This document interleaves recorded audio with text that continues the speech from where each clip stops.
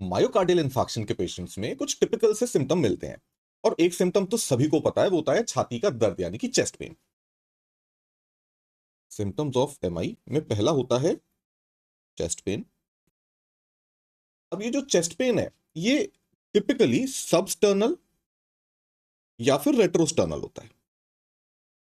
मतलब जो ये हमारा स्टर्नम होता है इसके ऊपर या इसके अंदर पेन डिस्क्राइब करता है पेशेंट।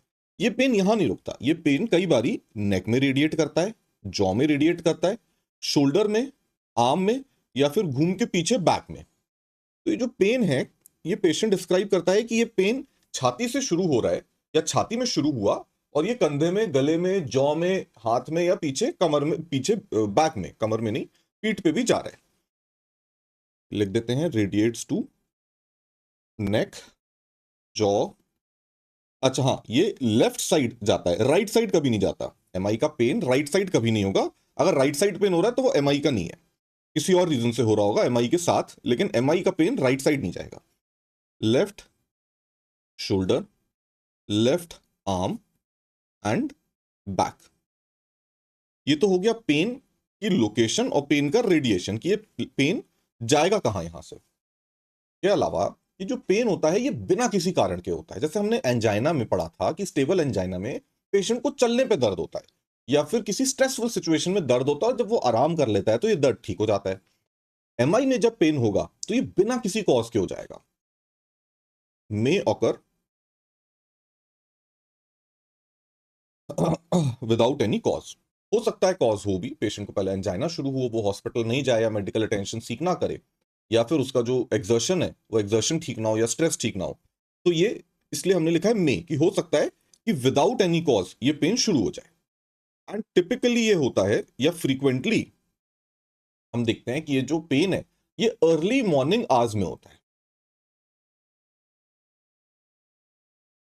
अच्छा, अब ये जो पेन है ये कभी भी रेस्ट करके अब ठीक नहीं होगा। अगर एमआई में आ गया है पेशेंट, किसी भी रीजन से एमआई हो गया है पेशेंट को, तो ये रेस्ट करके ठीक नहीं होगा। नाइट्रोग्लिसरीन, सॉर्बिट्रेट, ये सारी गोली दवाई से ठीक नहीं होगा। ये पेन बस तब ठीक होगा या तो पूरा ट्रीटमेंट हो गया, यानी कि एंजियोग्राफी हो गई, स्टेंट स्टेंट लग गया। और एक्यूट फेज में जब तक ये नहीं हुआ है ये मॉर्फिन यानी कि ओपियोइड्स देके ही ठीक होता है पेन। तो pain is not relieved by rest या nitroglycerine, and it is only relieved by opioids यानी कि मॉर्फिन। अब पेन को ठीक करने का एक बहुत इंपॉर्टेंट रीजन होता है कि जैसे ही आप ये पेन ठीक करते हैं, जो ब्लड सप्लाई है और जो ऑक्सीजन का सप्लाई है हार्ट में ये इंप्रूव कर जाता है। ये क्यों होता है हम थोड़ा आगे इसको डिटेल में डिस्कस करेंगे। पेन को कंटिन्यू करते हैं। ये पेन ये 30 मिनट्स या उससे ज्यादा लंबा चलता है, तो ये लास्ट करता है 30 मिनट्स और मोर। अगर ये पेन जल्दी ठीक हो रहा है मतलब ये एमआई का रूप अभी नहीं लिया है, ये अभी एंजाइना फेज में ही है। ये तो हमने पहली चीज पढ़ी, चेस्ट पेन। इसके अलावा भी कुछ सिम्टम्स होते हैं एमआई के, जैसे कि shortness of breath. Shortness of breath को डिस्निया भी बोलते हैं। पेशेंट को कई बारी एबनॉर्मल हार्ट बीट बननी शुरू हो जाएगी, मतलब डिसएरिथमिया शुरू हो जाएगा। अब ये जो डिसरिथमिया है ये तो ईसीजी जब किया जाएगा तभी पकड़ा जाएगा। तो हॉस्पिटल में जब पेशेंट आएगा और आप देखेंगे कि इसका ईसीजी करेंगे तो आप देखेंगे एसटीटी चेंजेस तो मिल ही रहे हैं, साथ ही साथ एबनॉर्मल एक्टॉपिक्स भी मिल रहे हैं, मतलब डिसरिथमियाज भी मिल रहे हैं।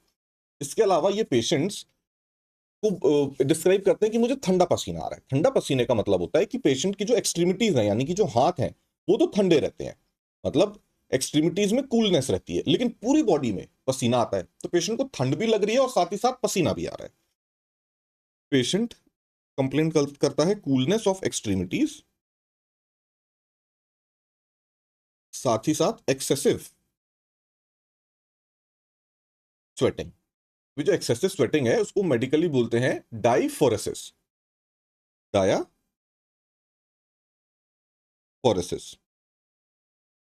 इसके अलावा पेशेंट को नोजिया एंड वॉमिटिंग बहुत कॉमन है।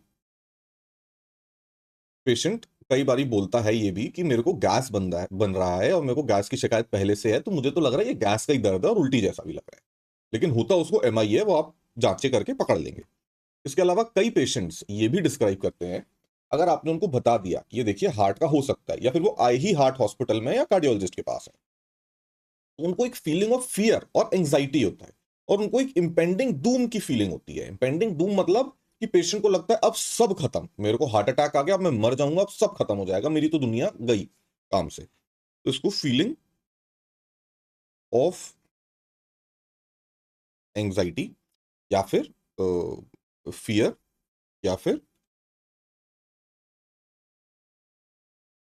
Feeling of doom. इसलिए कभी भी हार्ट अटैक के पेशेंट को ये नहीं बोला जाता कि आपको हार्ट अटैक आ गया जी, आप बच के रहना, आप देखो निपट जाओगे। ये कभी नहीं बोला जाता। हमेशा पेशेंट को समझाया जाता है कि हाँ हम जांचें कर रहे हैं, और अटेंडेंट्स को ये बात बताई जाती है कि ये हार्ट अटैक है। पेशेंट के सामने अनाउंस नहीं किया जाता कि आपको हार्ट अटैक आ गया है। Feeling of impending Doom.